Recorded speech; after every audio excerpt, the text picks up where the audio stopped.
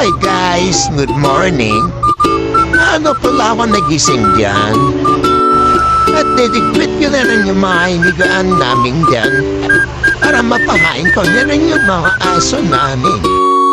At nag-prepare na nga ako ng pagkain ng aso namin para mapaligo na ako. At nakaligo na ako dyan, nag-eifa nga at nagdadamit na ako dyan mga guys. At ayun, tapos na magdamit. At ayan guys, mag-shirt na po ako dyan. At ayan, tumigip pa nga ang aking magandang asawa. At ayan, tapos na. Fast forward guys, paalis na kami dyan. Ayan, napaandar pa ng motor. Ayan, garo, palabas na kami dyan, kalsada. Bye-bye!